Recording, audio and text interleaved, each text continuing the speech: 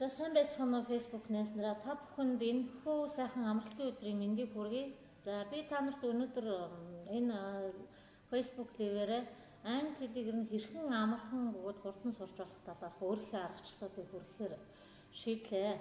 За ийм шийдвэр гаргах болсон шалтгаан бас учиртай. За сүүлийн хэдэн өдөр манай сургалтын төвөөс англи хэлийг зааж байгаа хичээлийн явцын талаарх хэд хэдэн бичлэг тавигдсны дараа маш олон хүмүүс надтай холбогдож ер нь англи хэлийг яавал хурдан сурах вэ? Энэ олон чэйжилсэн босон болоогүй үгнүүдийг хэрэглээнд оруулмаар байна. Ерөөсөн англиар хүнтэй ойлголцохгүй байна. Аюул үг мэдээд байдаг, өгүүлбэр мэдээд байдаг. Тэрнийгээ ерөөсөө хэрэглэж чадахгүй байна. Энэ талаар та хурдан сурах талаар зөвлөгөө өгөөч гэсэн ийм олон хүсэлтүүд надад ирсэн. Тэгээд хүн болгонд ганцаарнд нь ингэж өгч яхаараа энэ ерөөсөө хэл сурах сонирхолтой монголчуудын бүгдээрнгийнх нь хүсдэг хүсэл юм байна. Тийм учраас лив хийгээд олон түмэнд олон хүнд хүргэе гэдэг үзнээс нь өөрийнхөө англи хэл сурсан аргачлалыг хүргэж байгаамаа. Энэ аргачлалыг би яаж боловсруулсан гэхээр би ч өөрөө их хажуу англи хэл сурсан. Тэгээд яг та нарын одоо үзээд байгаа энэ зовлонтой адилхан зовлон надад бол байсан.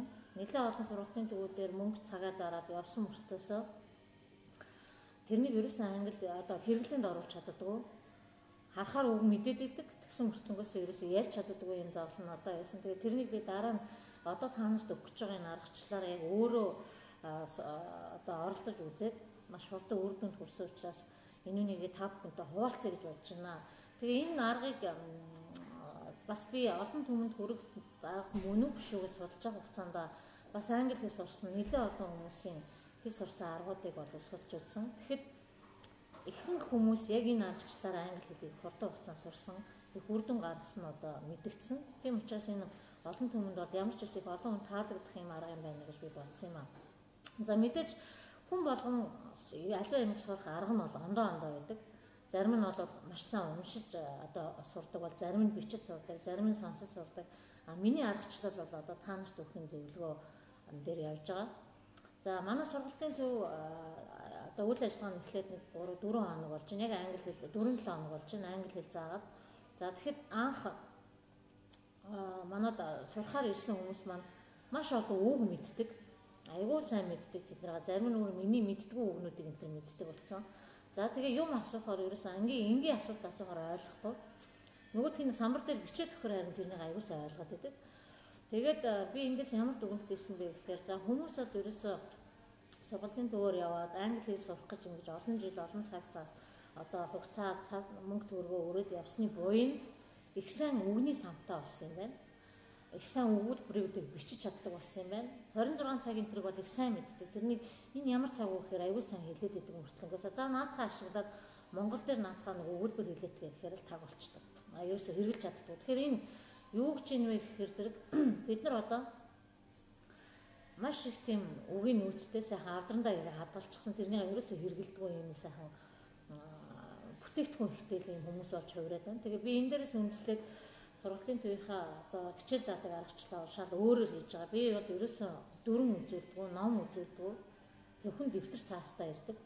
За тэгээд хүн болгоныг мэддэг англи хэлнүүдэд бичээдэр тэрнийх нь хүрээнд тэр үгнүүдийг чинь одоо тэр сэтгэл дотор чинь хадгалагдсан байгаа сайхан унтж байгаа үгнүүдийг чинь амьд болгоод энийг хэрэглээнд оруулаад энүүгээр англи гадны хүнтэй одоо чөлөөтэй ойлголцдог хэмжээнд яриа үүсгдэг болох эмэл чадвар суулгая гэдэг нь сургалтын төвийн эцсийн зорилго энд явж байгаа.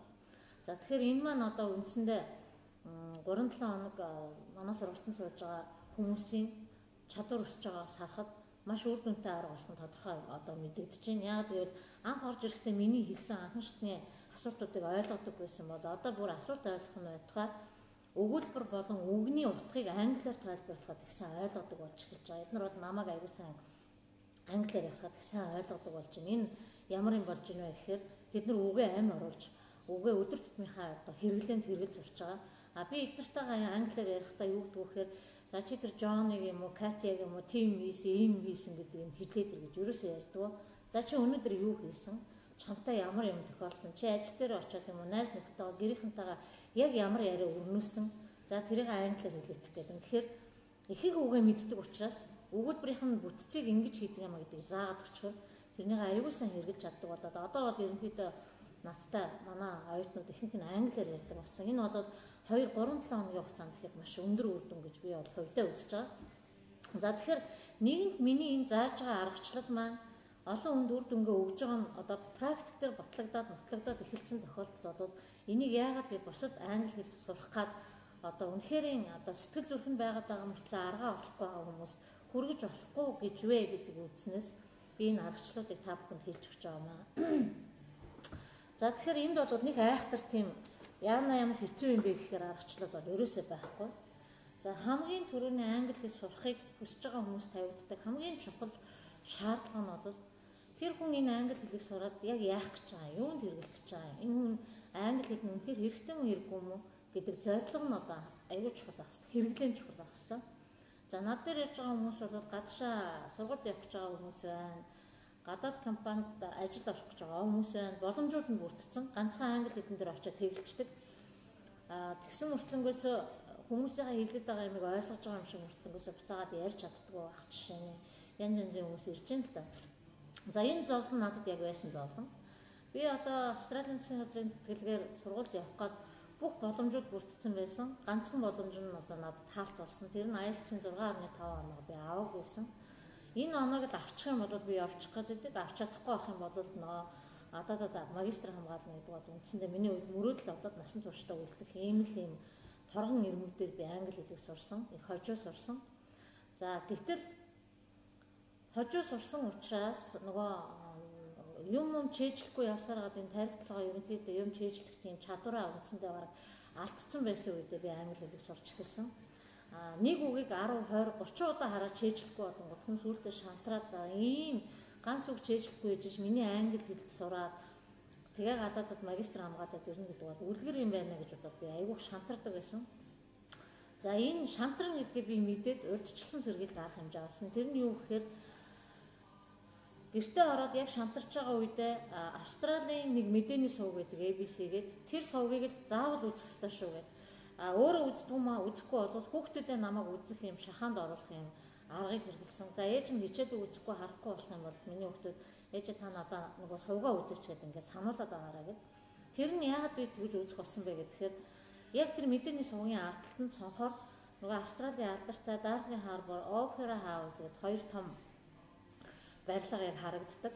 Үнэхээр гоё харагддаг. Тэгэл за тэрийг үзэнгуут нөгөө шантарсан хүн чинь за чимгээ чи хэрвээ англи хэлээ сурахгүй одоо яг ингээд гацаад зогсох юм бол энэ бол чиний насан туршдаа үзэж чадахгүй газруудын чинь тоонд орно. Чи бол энийг мөрөөдөл болгоод үлдэх хэрэгтэй.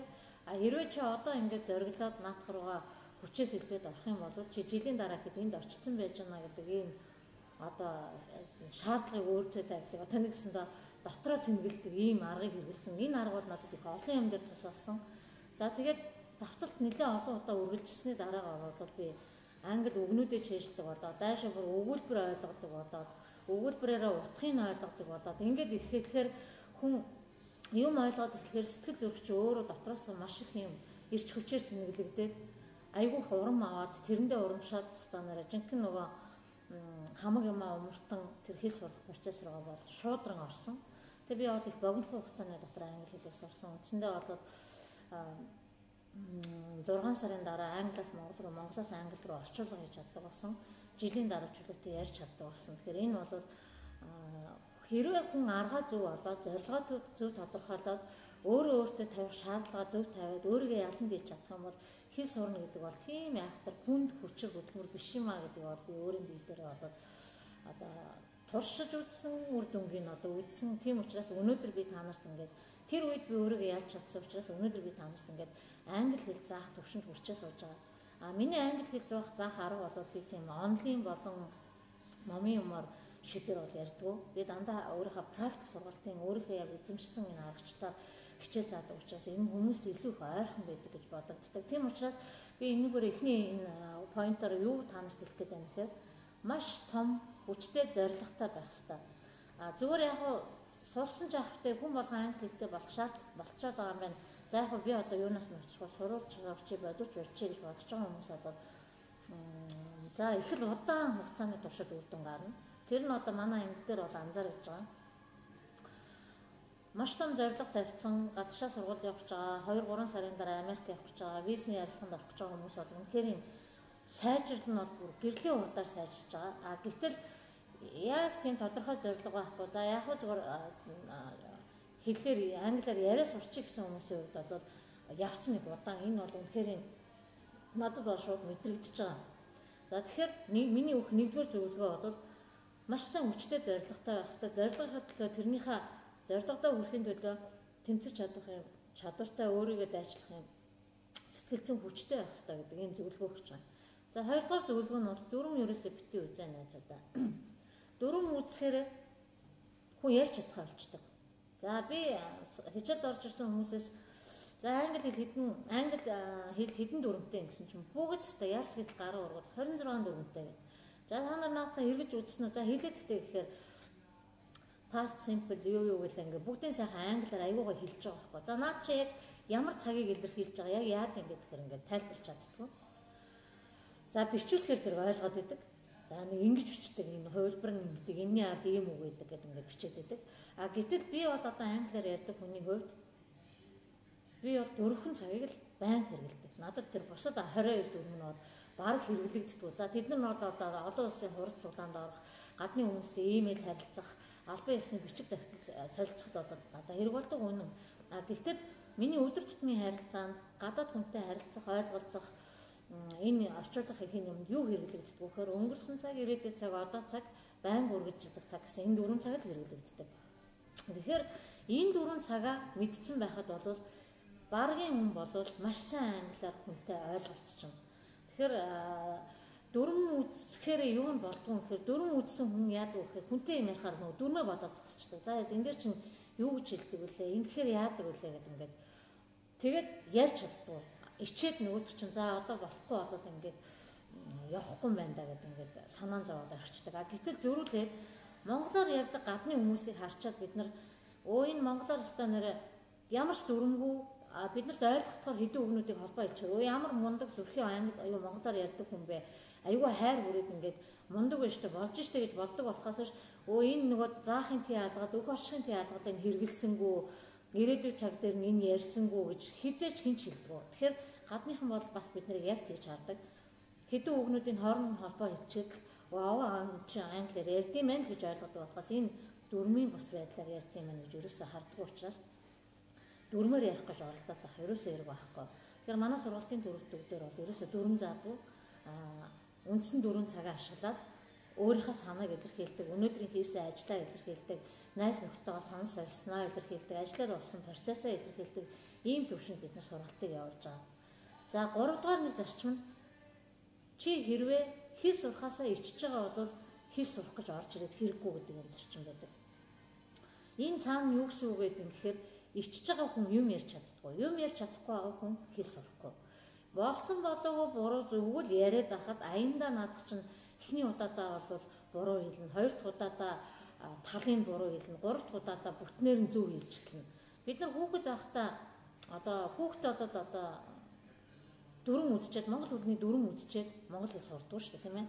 Ээж автаа гангар гонгор гэж байгаа хойно урд нь оруулж хольж утгаж ярьж байгаа нэг мэтгэд яриа сурчдаг. Яг тэрнтэй адилхан хэл сурч байгаа том хүн бол монгол хэл сурч байгаа жоохон хүүхдэл гэсэн. Ерөөсөө анх төрөөл хэл сурч байгаа хүүхдэл гэсэн. Тэгэхээр би бол хүмүүст хэл заахтаа хүүхэдтэй харьцаж байгаа юм шиг даадаг. Хүүхэд яаж хэлвэл энийг ойлгох юм те? Хүүхэдэд ямар үйлдэлээр дохиогоор хэлэх юм бол энийг ойлгох юм гэдэг ийм аргачлалыг барьж заадаг учраас миний арга үр дүнд хүрдэг гэж магадгүй гэж би ойлгоод байна. За 4-р нэг арга нь бол эргэн тойрноо англи хэлний орчин болгож хувирга. За орчин болгож хувирга гингууд нь баахан англи хэлний болсон болоогүй дөрвийн номнууд, славрууд баахан том ботууд авчраад тавь гэж байгаа юм шиг. Орчин болгоно гэдэг нь чи ерөөсөө одоо өдөр тутам хийдэг ажлаа би зурагт үзэж байна, би гэрээ цэвэрлэж байна, би ээжтэйгээ ярьж байна, аавтайгаа ярьж байна гэдэг юмнуудаа англиар хэлээд үз. Монголчуудын нэг давуу тал нь гэр цэвэрлэж байна, явж байна, үзэж байна, харж байна гэдэг юм англи хэлний анхан шатны бүх үгнүүдийг мэддэг. Бүгдөө мэддэг, баг ихэнх нь мэддэг. Энийг хэрэгжилж чаддаг. Тэгэхээр зэрэг хүмүүс ойлгохдоо за англиар ярьдаг хүнтэй ярих юм бол сайжрах юм байна. Тэгэхгүй сайжрахгүй маань гэж ойлгоод байдаг. Тэрний оронд Чи өөрийгөө ингээд зүгээр зурж үзэж сууж байгаад I'm watching TV right now гэл ингээд дотроо бодоод хэлчих юм бол эн чи хэрэглээ болж хувирдаг тийм ээ. За дээрээс нь за би ээжтэйгээ дэлгүүр явах гэж юм гэх юм бол I'm going to go to shop right now with my mother гэл ингэх юм бол за би ээжтэйгээ явах гэж байгаа юм байна гэдэг. За ийм ойр зүрийн эргэн тойронд байгаа юмдаа хэрэглээг өгнүүдээ хэлж сураад ах хэрэгтэй. За манад энийг яаж хэлдгийг би сургалтынхаа явцад хүүхдүүдтэй одоо оюутнуудтай энэ чадвараа яаж сургаа за одоо суулгах вэ, өөртөө суулгах вэ гэдэг ийм зааварчилгаануудыг өгөө явдаг.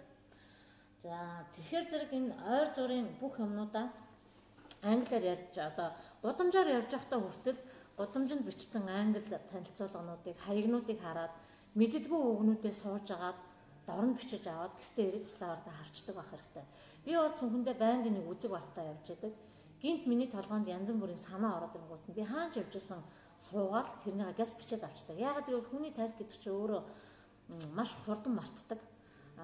Тэрийг дараа нь ингээд санах гад хэрэг сандгүй юу гэлээ ямар санаа байлаа. Уг нь аягүй чухал санаа байсан мартцсан байж тээ гэл тэгэл тэр эргэж санахгүй бол тэр чигээрээ хайрын алтан сайхан санаа алга болдог. Тэрнтэй адилхан чамд хэрэг болох үгнүүдийг тухайн үед чи бичээд авчих юм бол дараа нь би нэрээ би яг нэг тэр дэлгүүрийн өмнө явж байхад энэ үгийг харсан шүү дээ. Энд чинь нэрээ тийм үг байсан шүү дээ гэдэг ингээ үйлдэлээр хүн сандаг. Тэгэхээр үг чийжлэх нэг арга бол славар дээрээс харж санах биш. Тухайн үйлдэл дээр надад тэр үг ямар сэтгэл төрүүлсэн яг тэрүүгээр ингээ санах юм бол тэр хүний тархинд маш сайн хоногшдог. За дөрөвдүгээр тавдугаар нэг алдаа нь болохоор алдаа гаргахаас ерөөсөө айж болохгүй. Чамайг алдаа гаргалаа гэдгийг нэг хүн цохиод авахгүй.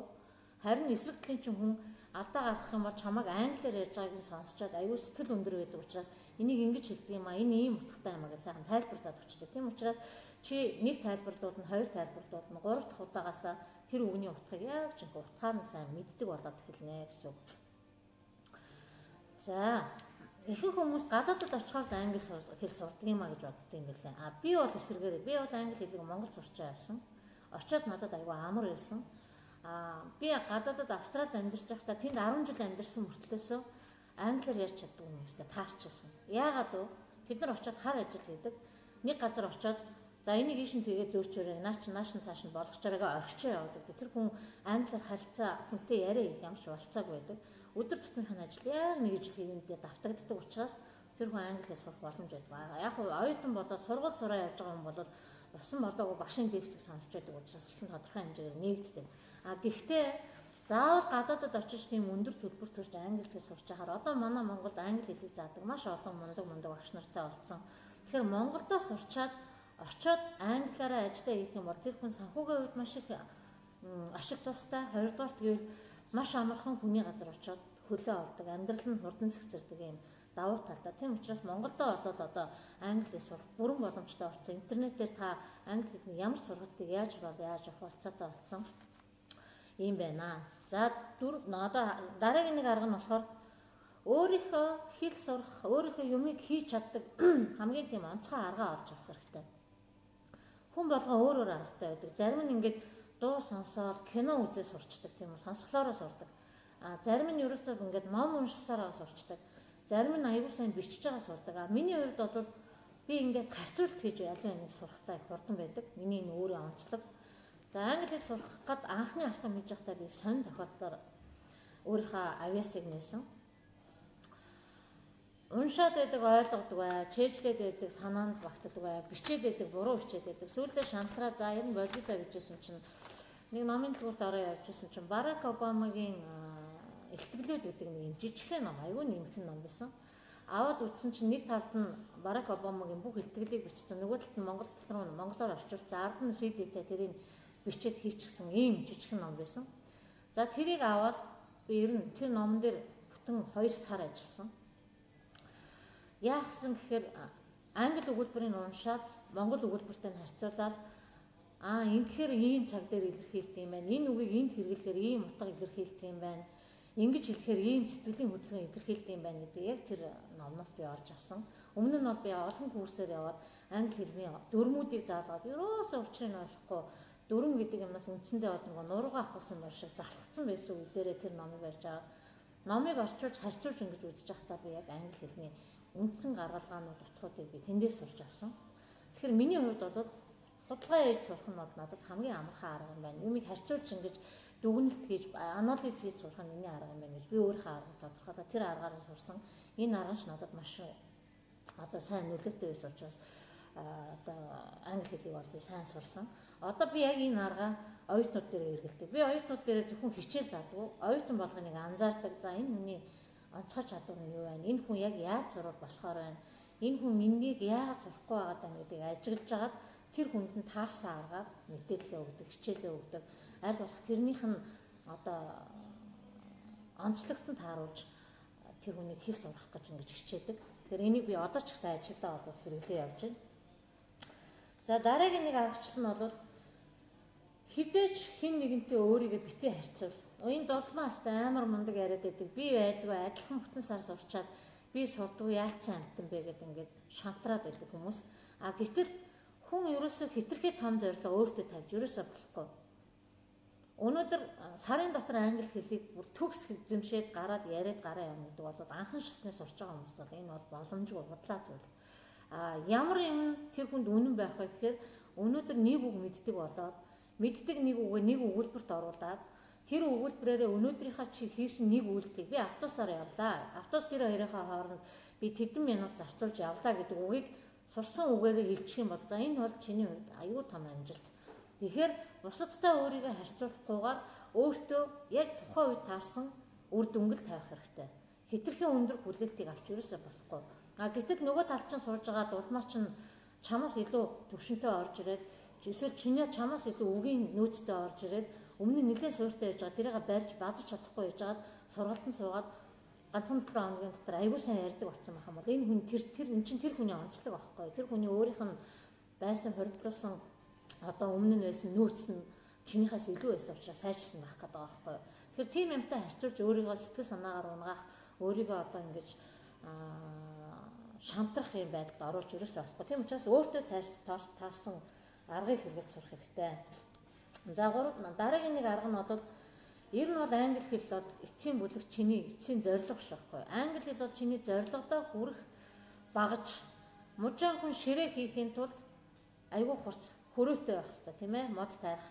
А тэгвэл мохоо өрөөтэй мужааны ширээ хэр хурдан амжилттай зөв одоо угсрагдаж гарч ирэх бол хурц хөрөөтэй хүн хэдийн хугацаанд тэр ширээг босгож ирэх бол тэрнтэй адилхан чи ямар аргаар англи хэлийг яаж сурах юм бол чи зорилготой өрөх юм. Тэрийг өөрөө ихлэ тодорхойлчих юм бол англи хэл бол чиний зорилготой өрөх багаж болж хувирна гэсэн. Чи хурц хөрөөтэй мужаан байна уу, мохоо хөрөөтэй мужаан байна уу гэдэг бол чиний өөрийн чинь авьяасаа шалтгаална гэсэн. Тийм учраас түрүүн бид урьдсан тийм ээ зорилгыг яагаад ярьж байгаа юм бэ гэхээр шантраад ирэх үед хөрөө мохоод эхэлдэг. Тэр үед нь чи өөрийгөө хурцлдаг билүүтэй байх хэвээр. Тэр билүү чиний зорилго байх хэвээр тийм ээ. Тэгэхээр энэ зорилгоо чи яаж зөв тодорхойлсноос чиний англи хэл сурах чадвар чинь шууд шалтгаална гэсэн. Тийм учраас англи хэл сурах бол ажил биш юм аа. Энэ бол чиний зорилгодоо хүрэх гүүр юм аа гэж ойлгох юм бол за энүүнийгээ би сурчих юм бол зорилгодоо хүрэх юм байна. Тийм учраас англи хэл сурах нь тийм хэцүү ажил биш юм байна гэж ойлгож тэрэндээ аягүй тийм дуртайгаар англи хэлийг сурч эхэлнэ гэсэн. За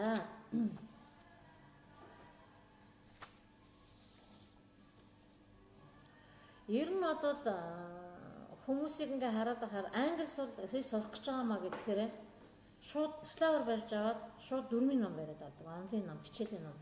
За би бол энийг зөвшөөрдөг. Энэ бол дэмий арга. Энэ бол хүнийг яагаарчгүй нэг залхах юм байдалд оруулдаг учраас энэ бол хэрэггүй гэж үздэг. Тийм учраас жижигхэн хэмжээний шүлгийн ном юм уу? За шүлэг сонирхдаг бол шүлгийн ном, дуу сонирхдаг бол дууны ном, уран зохиол сонирхдаг бол жижигхэн үлгэрийн ном, жижигхэн инфикшн, тууж өгүүлгийн номнуудыг барьж ав. Энэ дотор чинь зүгээр л бидний өдөр тутмын амьдралдаа хэрэглэдэг сайхан тэр нөгөө энгийн харилцаа яриа гэж яг энэ дотор явж байгаа байхгүй. Тэгэхээр монгол хүмүүсийн хувьд нөгөө юунуудыг энгийн харилцаа ярианд хэрэглэгддэг баг ихэнх үгийг мэдчихэдэг учраас тэрийг уншихад их ойлгомжтой байдаг. Их хурдан ойлгоод хүнд үгнүүд бараг байдаг. Тийм учраас ямар ном унших уу, юу одоо барьж авах уу гэдгээ зөв сонгох хэрэгтэй. За дараагийн нэг зөвлөгөө нь хизээж хэрэглэгдэхгүй академик төвшний үгнүүдээс зайлсхий. Ийм үг чэйжлээд ерөөсөө ирэх байхгүй. За энийг хизээж хэлж болдгоо гэхээр хэл ус чинь нэлээд сайжраад хүнтэй ярьж чаддаг болоо. Тодорхой хэмжээний анх шатны ярианы чадвартай болсны дараа IELTS бэлтгэх юм уу, TOEFL, IBT TOEFL бэлтгэж байгаа тохиолдолд энэ үгнүүдийг чэйжлэх гэдэг амар байдаг. Гэтэл одоо би ингээд оюутнуудаас ажиглаад байхад маш өндөр түвшний үгнүүдийг чэйжлцээ ороод ирдэг. Тэрнийгээ өгүүлбэрт хэрэглэх гээд оролдоод байдаг тийм ээ. Нөгөөх нь өгүүлбэрт хэрэглэх гэхээр нөгөөх нь ерөөсөө нөгөө тархинд бууж өгдөг, авцалдаж өгдөг, аюу тийм амьдралаас хол өгүүлбэр очоод ярьж чаддгүй, хэрэгж чаддгүй. Тэгээд тэрэн дотроо төөрөлдөө яваад байдаг. Тэгэн гут нь би ямар арга хэрэглэдэг вэ гэхээр хэрэглэдэг үгнүүдийг гаргаж ингээд сонсож авчаад за энэ үгнүүдийг дахиж энэс хойш хэрэглэхгүй. Энэ бол бидний одооны төвшөнд бол хэрэглэх үгнүүд биш байна. Энийн оронд та нар энэ үгийг хэрэгэл. Одоо жишээлбэл юу гэдгийг явах гэдэг үг чинь зүгээр энгийн үедээ бол гөө гэж байдаг тийм. Гэтэл одоо нөгөө академик төвшөндөө тэр нь арай өөр байдлаар илэрхийлэгдэх ч юм уу. Эсвэл explain гэдэг ямар нэг юм одоо тайлбарлах, ойлгуулах, харуулах тийм ээ.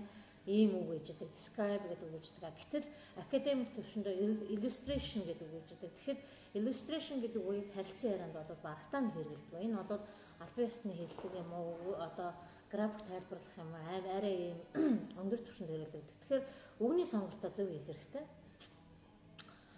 За энэ дээр одоо манай сургалтын төв дээр яг ямар үгийг яаж аль үед нь хэрэглэдэг, ямар одоо сэтгэлийн эмоц гаргахад ямар ийм мэдрэмжийг одоо тайлбарлахад энийг хэрэглэдэг гэдэг бид нар аюул сайхан тайлбарлаад өчтдөг. За дараагийн нэг юм нь ойлгохгүй олон төрлийн юм үзэж байхаар нэг төрлийн юм ойлгохтой үз тийм ээ. За жишээлбэл нэг юм мэдээ одоо жишээлбэл Voice of America дээр англи сурах гэдэг юм Learning English in Voice of America гэдэг нэг тийм нэвтрүүлэг байдаг. Тэрийг одоо ямар ч хүн гар утсандаа аппликейшн хатад суулгаад тэрнийг одоо сонсох бололцоотой. Тэрэн дээр бол маш удаан байдлаар англиар ингэж ярьдаг юм хичээл байдаг. Тэгэхээр тэр хичээлийг нэг хичээлийн бүр үгнүүдийн чэйжлдэг болтолтой ойлгодог болтолтой сонсох хэрэгтэй. Олон ойлгохгүй нэвтрүүлэг үзэж байгаа нэг нэвтрүүлгийг бүр тултал нь ойлгодог болтолтой үзчих юм бол энэ хэмжээгээр тэр нэвтрүүлэгт дурддагсан үгнүүдийг өгүүлбэрүүдийг та бүтцээр нь ойлгоно гэсэн. За дараагийн нэг зөвлөгөө нь үгийг дангаар нь чэйжлээд ерөөсөө ярихгүй. Би бол хүнд одоо ангидаа бол нэг ширхэг үгийг дангаар нь ерөөсөө чэйжлүүлдэг. Бүтэн өгүүлбэр өгөөд тэр өгүүлбэр нь тухайн хүний тэр өдрийн хийсэн ажлыг тайлбарлсан юм уу эсвэл эмоцийг гаргасан юм уу тэр өдөр тэр хүнтэй тохиолдсон үйлдэлийг илэрхийлсэн өгүүлбэр гэж байдаг.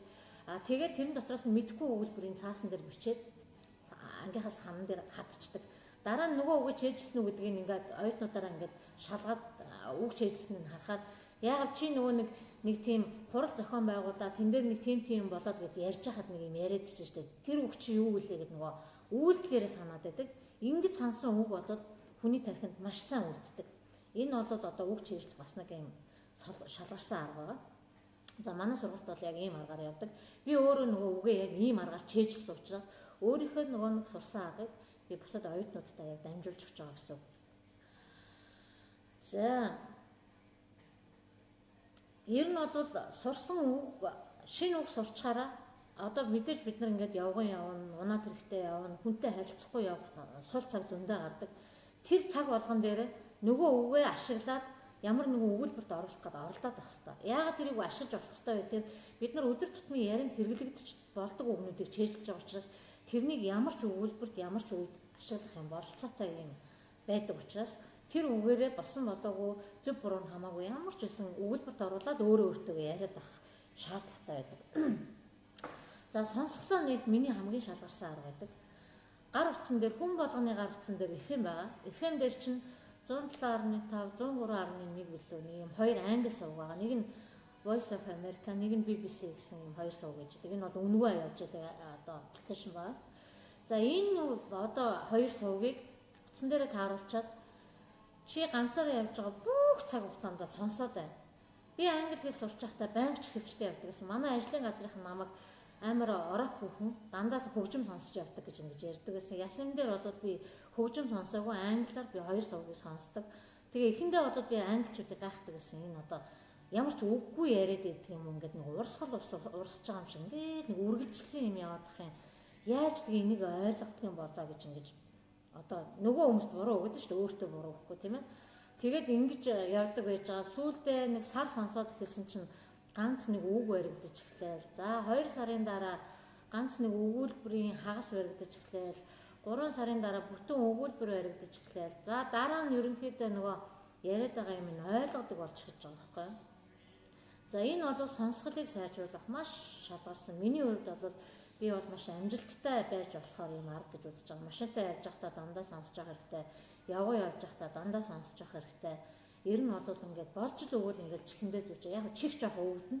Гэхдээ тэр өвдөлт бол том зорилгын өмнө бол юу ч биш учраас энэ бол нэг тийм сонин хүнд асуудал биш гэж би бодож байна. За ингээд ерөнхийдөө анхан шатны миний өгөх одоо зөвлөмжүүд бол энэ байна. Тэгээд ер нь миний англи хэлийг заах нэг одоо үндсэн арга бол эхний ээлжинд яриа сурчих хэрэгтэй. Бичих мичгийг бол дараа хийж болж байгаа. Яагаад гэвэл бас маш сайн яриа сурцсны дараа хүн дүрмээ маш сайн хурдан ойлгодог. Үгээ мэддэг болчоор энэ үг чи ингэж хүчтэй юм биш үү гэд ингээд үгийн шууд хийждэг. Ерөөс нэг хараад хийждэг. Манай хүүхдүүд Австралид сургууль сурахад эндээс явахдаа бүр нэг ширхэгч англи үггүй явсан. Сарын дараа манай хүүхдүүд аюул сайн англиар ярьдаг болсон. Би тэгээ гайхаад багштай нь очиод танаа дээр яг ямар арга хэрэглээд хүүхдүүд юм хурдан сураад байна гэсэн чинь багш нар нь бол ерөөсөө ямар ч хичээл заадгүй. Зүгээр тэр хүүхдүүдийн дунд оруулаад яриулаад ирсэн. Баруун солгоогүй ярьсан байдаг юм билээ манай хүүхдүүд бол. Тэгээд яриа сурсныхан дараа харин одоо А үсгээ заана, Б үсгээ заана, энэ үгийг ингэж хэлдэг гэдэг үгнүүдээ зааж эхэлж байгаа байхгүй. Энэ бол маш сайн арга. Гэтэл манад эсэргээрээ ярьж сураагүй, үгээ зөв дуудаж сураагүй, сонсголоо задлаагүй үед нь баахан дүрм өгөөд, баахан өгүүлбэр бүглүүлээд, баахан академик түвшин юм заачдаг. Хойноос нь уршаа яадаг тийм ээ. Тэгээ энэ нь бол нөгөө хүмүүсийг шантрах, залхах, өөрөөсөө одоо би чадахгүй байна гэдэг юм дүгнэлтэнд үргийн бүх суурийг тавиад өгсөн. Тэрийгч би одоо өөр дээр харж байна. Манай дээр ирсэн хүн бол үгнүүдийг маш сайн мэдж байна, өгүүлбэрүүдийг маш сайн ойлгож байна. Самбар дээр өчөөд өгөхөр ойлгоод байдаг. Хэлэхээр ерөөсөө ойлгодгүй. За тэгээд одоо 21 хоногийн дараа бол манай оюутнууд миний ярьсан англиар ярьсан яриаг ихэнх нь их сайн ойлгоод болсон. Англи үгний утгыг англиар тайлбарлахад ойлгож байна гэдэг бол энэ их том дэвшил гэж би харж байгаа. Анх орж ирэхдээ бол ойр зургийн анхан шатны үгнүүдээ зүгээр танилцуулах төвшний үгнүүдээ сайн мэддэг байсан бол одоо бүр юун танилцах нь байтугай хавсарсан нийлмэнд өгүүлбэрүүдийг бүр уртаар нь ингээд 2 3 үйл явдлыг нэг өгүүлбэр дотор багтаагаад өөрийгөө илэрхийлж чаддаг юм төвшөнд хүрсэн. Тэгэхээр сарын дараа бол эдгээр маань энээсээ илүү сайжрна гэж би итгэж байгаа. Тэгэхээр би өөрийнхөө англи хэл сурсан аргаар оюутнуудаа хичээл зааж байгаа учраас энэ аргачлал нь дээрэс нь энэ богинохон хугацаанд үр дүнтэй гэдэг нь харагдсан учраас энэ арга олон нийтэд хуваалцахын тулд би энэ бичлэгийг хийж та бүхэндээ хүргэж байгаамаа. Тэгээд англи хэл сурах талаар өөр асуух, сонирхох, тодруулах зүйл гарвал та бүхэн надаас чөлөөтэй асууж яж болно. Би бол та нартай туслахад бол одоо өөрийнхөө мэддэг чаддаг бүх юмаа хуваалцахад бол хязээд бэлэн байна. Ингээд та нартай баярлалаа, амжилт хүсье.